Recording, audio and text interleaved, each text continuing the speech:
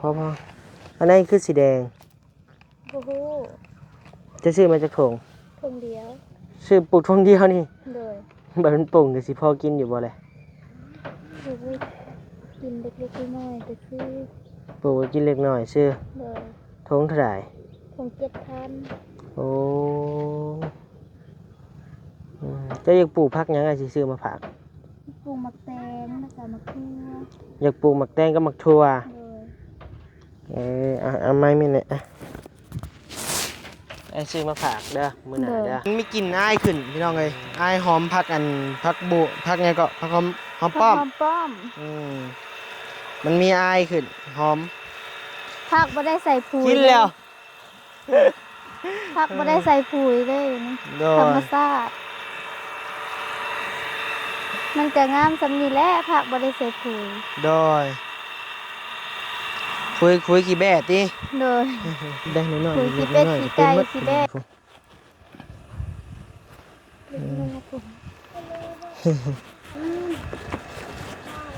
ฮึบวับมืดบ่นางกินแมลงบ่มืดเอ้าจะขึ้นหนึ่งลายแท้ซะ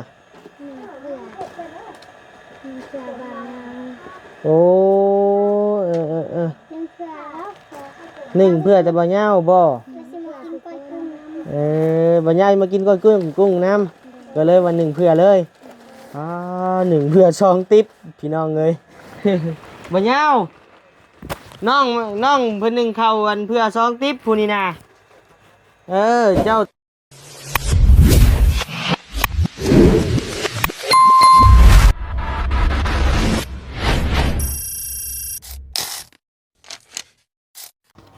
พี่น้องเลยเปิดคลิปเปิดภาพมาบัดนี้พี่น้องเลยเนาะอยู่เฮือนอยู่ซานน้องขวัญเช่นเก่าเช่นเคยนะเพียงเนาะน้องเพิ่นก็จักเฮ็ดพี่สังอยู่เป็นไข้เป็นไอก็ยังบ่ได้พักบ่ได้พรเนาะพี่น้องเนาะบ่สบายอยู่เพิ่นก็ได้พี่น้องเอ้ยยินดีต้อนรับเข้าสู่ช่อง YouTube บานิวลูกชายหลาสายบุญนะพี่น้องเนาะเป็นช่องสำห้องบานิวเด้อพี่น้องเด้อเนาะฝากพ่อแม่พี่น้องติดตามและรับชมให้บานิวในเด้อพี่น้องเด้อเนาะฝากเป็นกำลังแห่งใจให้อีกแน่เนาะพี่น้องเนาะคอมเมนต์มาโอลมกันเนาะบานิวอ่านทุกคอมเมนต์เด้อพี่น้องเด้อเนาะเฮ็ดหยังขวัญเฮ็ดหยังปลูกข้าวโพดปลูกอยู่ไสปลูกในสวนโอเคใช่นะบ่าวจะไปเบิ่งโอเคปะพี่น้องเอ้ยเพิ่นกำลังปลูกข้าวโพดหรือว่าปลูกสาลีสาลอยพี่น้องเอ้ยเนาะ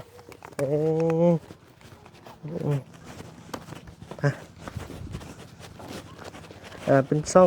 อง YouTube บานิวลูกใช่ล่ะสายบุญนี่กะบ่ได้สู่ลงคลิปปานใดพี่น้องเอ้ยเนาะเพราะว่ามันยังบ่ได้รับรายได้กะยังบ่ได้ลงจักเทื่อเอ้าพักคือใหญ่งามเด้อเฮ้ยไอ้มามื้อน่ะยังบ่ใหญ่แม่นบ่นี่ฮะงามปลูกบ่ได้สาลีขุดเป็นเรียบแล้วเรียบร้อยเลยเป็นไข่ก็บ่ผักบ่เศร้าเนาะตัวเนาะเฮ็ดเรื่อยๆเลยใส่ในมันได้เบิ่งนี่นี่คือในแดงพออันนั้นคือสีแดงโอ้โหจะซื้อมาจากถุงเดียวซื้อปลูกถุงเดียวนี่เลยแบบมันปลูกจะสิพอกินอยู่บ่เลยกินเล็กๆน้อยๆแต่คือปลูกกินเล็กน้อยซื้อเลยถุงเท่าไหร่ถุง7,000โอ้จะอยากปลูกผักยังไงสิซื้อมาฝากปลูกหมักแตงแล้วก็หมักทั่วอยากปลูกหมักแตงกับหมักถั่วเอาไม้มีเนี่ยไอ้ซื้อมาฝากเด้อมื้อหน้าเด้อซื้อมาฝากคนดูคนหมั่นพี่น้องเลยเป็นตาสปอร์ตอยู่เป็นไข่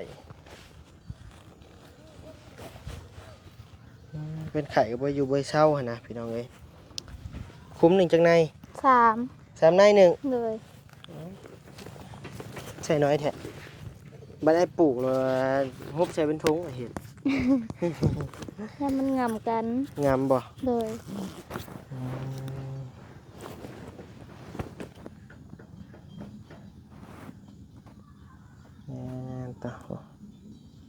วิธีปลูกในละคุมละ3ในมันสิปลงทุกอันอยู่บ่ โป่งตัวนั่นก็โป่งด้วยนี่ เบื้องนี่ก็ซาลีบ่เบื้องนี่ โดย เจ้าฮดและพักนี่ ยัง พอดีเลยฮดเลยซั่นน่ะสิฮดแหละ ปลูกนี่แล้วก็โฮด ปลูกได้หลายเติบบ่ช่องหนึง โดยหลาย อืม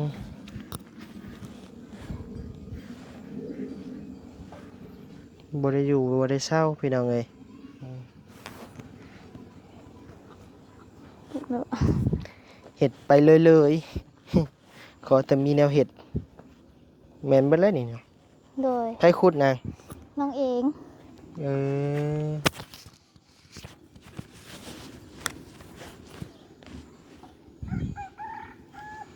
แซ่ว่าบ่ให้ถึกแดดคือยังมาเห็ดตากแดดจ้ะ แบบแดดมันอ่อนอยู่ แดดมันอ่อนอยู่ โดย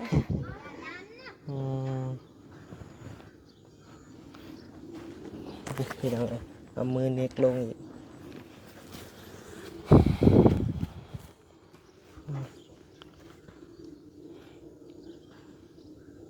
แม่มากับใครแน่เนอนนางเนาะ โดย ตอนแม่บ่อยู่กดดันบ่ โด แบบว่าย ย่านเบิ่งน้องบ่กุ้มในนั้นในนี่หันนะ โดย คือแบบว่าน่าจะคิดแล้วเนาะมัน โดย คิดอยากให้แม่มาไวๆอยู่แล้วติ โดย หากมันจะเป็นต้องได้ไปเด้อืม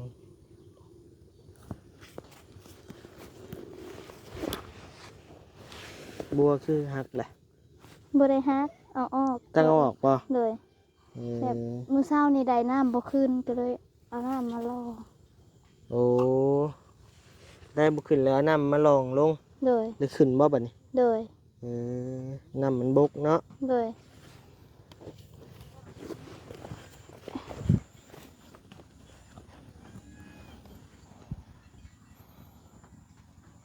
ปลูกชาลีพี่น้องเลยข้าวโพดเพิ่นเอิ้นนะเอิ้นซะดูรีเลยใช้ไปใช้อีกบัด อยู่ใน2 คุม อยู่ใน2ขุมบ่ชาลีบ่น่ะกะ อ้อยเอามาปลูกยังลำเดียวเนี่ยบ่นาง ดอกอ้อเด้มาปลูก ดอกอ้อมาปลูก เด้อ ลำเดียวก็เหรอ เด้อ โอ้ยเมื่อยเดิ ตัวนี้นะงัวเขามากัดมื้อนะ งัวเขาได้เชย โดย เข้าทางไหน ดองเขา ฮะ งัวดองเขา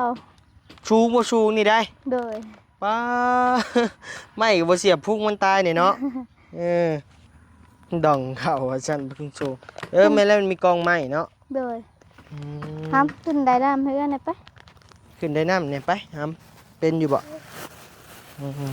จะสิหดพักนายยังอันน่ะซะ ในผักหอมแล้วก็ในผักกาด โอ้เจ้าคือบ่เฮ็ดนานใหญ่ๆขึ้นกว่าเก่าพบปลูกได้ขายแล้ว ปลูกกะบ่ได้ขายผู้ใด บ่ได้ ก็ ขา ป ย ลูก บ่ กินคือกันโดย แถวนี้เพิ่นก็ปลูกคือกันเนาะ โดย โดย ป้าผู้ทาขึ้นก็ได้ปีนขึ้นทางนี้โลด อืม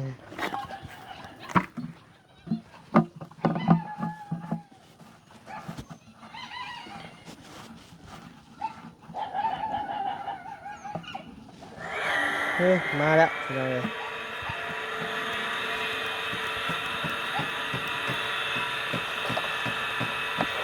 อายุ17 ปีพี่น้องเลยเนาะแต่ว่ายังน้อยแห้งเลย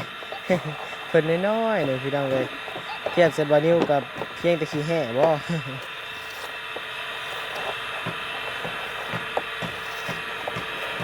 ตกใดเลยว างตกได้หามเลย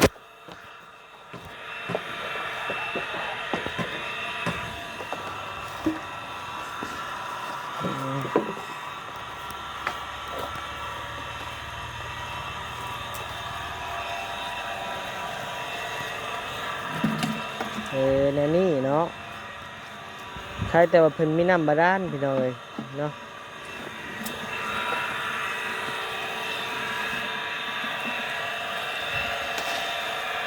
โอ้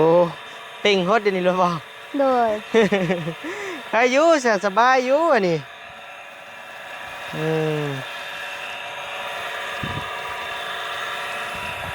ใครอยู่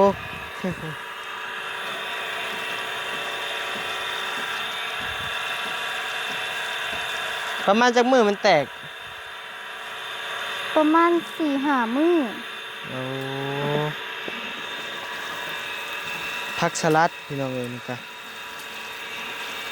พุ่นกับพุ่นขี้แบ้เนาะ เลยปลูกสลี จักหน่อยก่อนวดนี่ก่อน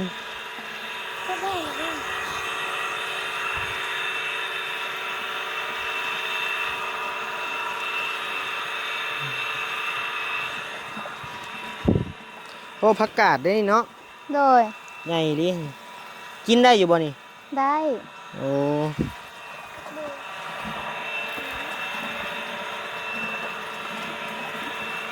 ห้ามจะผ้ามาย่องนี่ให้มันเกลี้ยง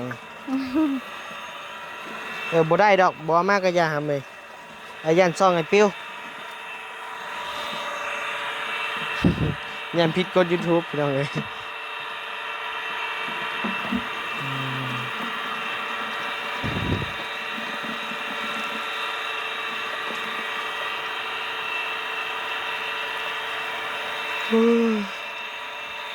พดน้ำมาแล้วมันมีกลิ่นอายขึ้นพี่น้องเอ้ยอายหอมผักผักบุผักไงก็ผักหอมป้อม หอมป้อม มันมีอายขึ้นหอม ผักบ่ได้ใส่ปุ๋ย กินแล้ว ผักบ่ได้ใส่ปุ๋ยเลยนี่ โด ธร ย รมชาติมันก็งามสำนีแหละผักบ่ได้ใส่ปุ๋ย โดยคุยกี่แบดติ โดย ปุ๋ยขี้เป็ดขี้ไก่ขี้แบ่ โดย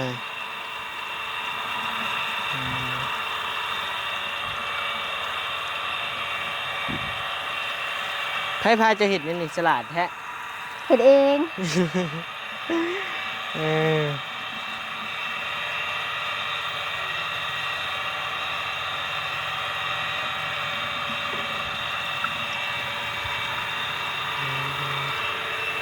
ผักก็บ่ได้ลกหญ้าออกหญ้า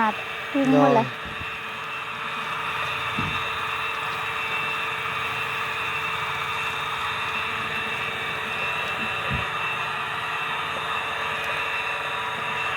พักพี่น้องเอ๋ยเนาะนี่นั้นพักส่วนโตว นี่กับพักอันนั้นสลัดเนาะอันนี้เด็ดปลูกหยังนี่นาง ว่าสิปลูกผัก พักหยังพังเบิ่งก่อนบ่ โดย เออ ว่าสิปลูกผักเสริมแต่ยังบ่ได้ไปขอนำแม่ใหญ่ โอ้พักเสริม โดย พักหอมรวมบ่ โดย เออโดย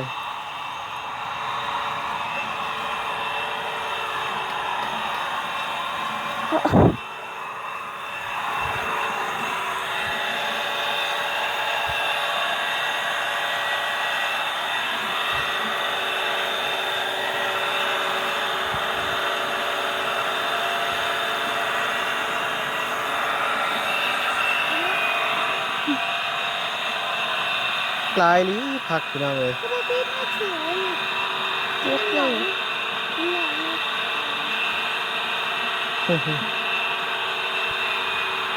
ซ้อนพักบัวนี่พี่น้องเอ้ยเนาะเขียวอมชุ่มอยู่เนาะอีนางเฮ็ดหยังกันน่ะเบิ่งไอ้ไปเบิ่งอีนางมันก็ไอ้ขอไม้น่ะได้ขอบใจเฮ็ดหยังนางฮะสวยข้าวโอ้เบิ่งไปเบิ่งพุ่นก่อนซั่นน่ะพี่น้องเอ้ยไปเบิ่งอี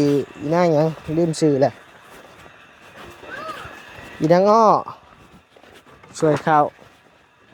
โอ้รู้จักนี่เพ่แล้วบ่นี่ ต่อ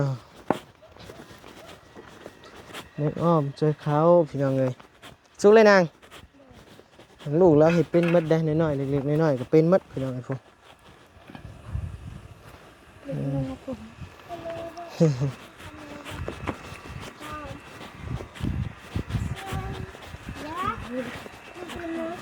เด้อไปเบิ่งกัน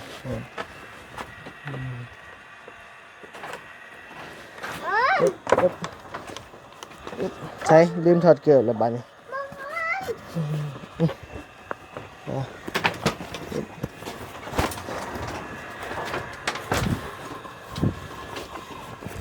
ฮึบเซียนนะไอ้เบิ่งนี่ ซองติ๊บผู้ว่านางใส่นะ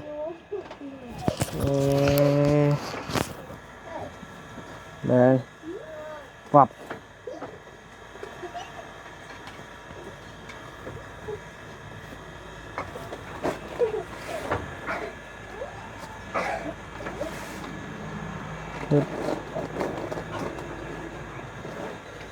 บ่ยากใส่กระโตกได้พี่น้องเลย เข้าวไหม้วะนางโอ้คักแล้วชนะเนาะเข้าวไหม้พี่น้องเลย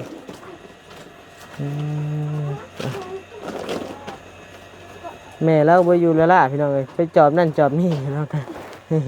ตอกลักหัวกินนี่ก็ได้เป็นลักหัวพวกหมูบะนี่มันมีใครใส่ถุง โดย นี่บ่มี ฮึบ อืม ฮึบวับพี่น้องมืดบ่นางกินมื้อแรง บ่มีบ่มืดเอ้าจะขึ้นหนึ่งหลายแท้ซะ นี่เพื่อบ้านนาง โอ้นี่เพื่อแล้ว หนึ่งเพื่อแต่บ่เหย้าบ่ แล้วสิมากินก้อยกุ้งน้ำ บ่เหย้ามากินก้อยกุ้งน้ำก็เลยวันหนึ่งเพื่อเลยหนึ่งเพื่อสองติ๊บพี่น้องเอ้ย บ่เหย้าน้องเพิ่นหนึ่งข้าววันเพื่อสองติ๊บผู้นี่นะเจ้าต้องได้กินข้าวน้ำน้องเพิ่นมื้อนี้เจ้าบ่กินไปมันบ่หมดได้มื้อนี้ได้โอเคเด้อน้องเด้อเดี๋ยวให้ลงลุ่มก่อนมาข้าวเพื่อบ่เหย้าว่าซั่นซึบตกเกือบตกน้องเพิ่นหนึ่งข้าวเพื่อสองติ๊บผู้บ่เหย้าเอ้ยไปเด้อ แล้วว่าให้บ่เหย้ากินข้าวน้ำว่าซั่นบ่นิ้วบ่ต้องกินแล้วอ่ะ เราไปว่าสิ เราบ่ได้ว่าเอง ก็ได้แล้ว บ่ฮักน้องน้องเพิ่นก็มารยาทดีได้เอามาสัมผัสเบิ่งมาเป็นหูเป็นตาก็ได้คือแบบว่าคนมีน้ำใจเบิ่งบ่ยากน้อยเนาะคือหูแหละ มันยากพี่น้องเลยเนาะหาสังวากันเนาะ โดย เมื่อย ย่างมาได้พุ่นบ่ โอ้หมองเก้า บ่ได้ กลับไปหมองคายเก้าผู้โอ้ ว่าบ่เชื่อเฮา ประตูนึงเต็กออกไปหน้าผู้ บ่น่าย่างไปหน้าผู้ต่อเอาเมื่อได้ดิ ฮะ ถามน้องคนกับเมื่อได้ไหม กินข้าวกับน้องเพิ่นเลยสิมื้อ พอมีนัดกันเอาไปแรง นัดกับไผ ลูกพี่ให้นะ โอ้โดยเอาโอเคสนะพี่น้องเอ้ยอยู่ดีมีแห้งเนาะพี่น้องเนาะความเจ็บบ่อยได้ความไข้บ่มีปรารถนาสิ่งใดขอให้ได้สิ่งนั้นสมความมุ่งมั่นปรารถนาอย่าเจ็บเป็นจนฝากพ่อแม่พี่น้องพิจารณาเบิ่งหน่อยเด้อพี่น้องเด้อครอบครัวนี้พี่น้องเอ้ยโดย